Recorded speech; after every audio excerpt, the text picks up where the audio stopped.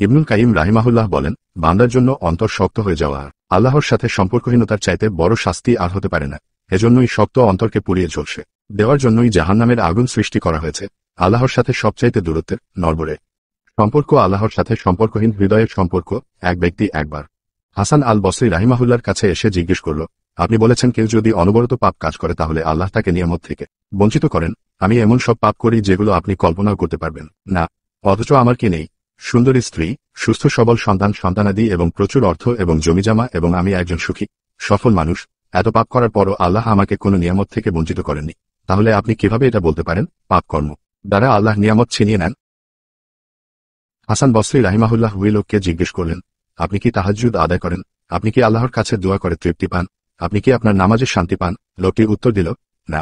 হাসান বসরি বললেন, তাহলে আপনার জন্য এটাই শাস্তি হিসেবে যথেষ্ট যে আপনাকে আল্লাহ এতগুলো নিয়ামত থেকে বঞ্চিত করছেন, অথচ আপনি এটা অনুভবই করছেন না, এটাকে শাস্তিই মনে করছেন না।